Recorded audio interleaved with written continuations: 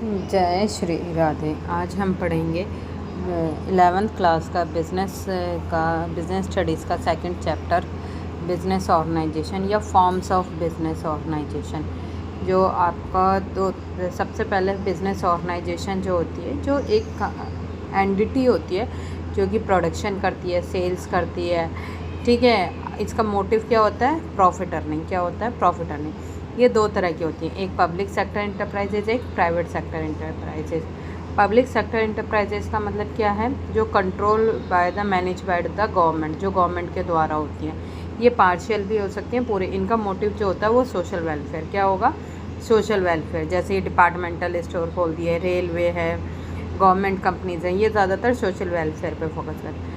Private companies क्या होती हैं? Control by manage by individual और ग्रुप ऑफ पर्सन। किसी भी इंडिविजुअल या ग्रुप ऑफ पर्सन के द्वारा क्या हो सकता है? कंट्रोल किया जा सकता है। इसका मोटिव क्या होगा? प्रॉफिट। क्या होगा? प्रॉफिट। जिसमें आपका आता है sole proprietorship, partnership, joint Hindu family, cooperative society, joint stock company, multinational companies, ठीक है। तो ये सारा इसमें आता है। तो आज जो हम पढ़ने वाले हैं वो सिर्फ पढ़ेंगे हम प्राइवेट सेक्टर। प्राइवेट सेक्टर में सबसे पहला आपका आता है सोल प्रोप्राइटरशिप। सोल प्रोप्राइटरशिप का मतलब, सोल का मतलब एक, मतलब कोई एक पर्सन चला रहा होगा, ठीक है। तो इसमें साफ साफ लिखा है single individual manage and control. मतलब सोल प्रोप्राइटरशिप क्या होगी? जहाँ पे सिंगल इंडिविजुअल होगा जो कंट्रोल करेगा बिजनेस को, और वो सारा मतलब ही बियर लॉसेस, वो लॉस भी उसी का है, प्रॉफिट भी उसी का। तो यहाँ पे सोल प्रोप्राइटरशिप ये क्या है? Single owner. क्या है ये? Single owner. तो बिजनेस को run by the single owner, और कंट्रोल भी किसका होगा? सिंगल ओनर का। ईजी फॉर्मेशन है क्योंकि इसके लिए कोई ज़्यादा फॉर्मेलिटीज़ नहीं है। आप सीधा जीएसटी नंबर लीजिए और कभी भी चालू कर दीजिए। जैसे कि आपके आसपास जितने जनरल स्टोर्स दिखते होंगे वो आपका सोल प्रोप्राइटरशिप।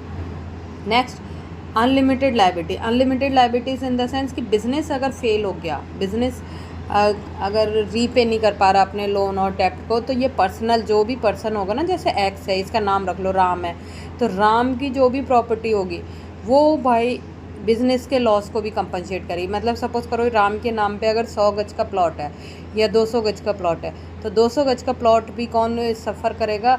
उसका अगर लोन बिज़नेस का रीपे नहीं हो रहा तो 200 गज के प्लॉट से भी कंपनसेट किया जाएगा, ठीक है।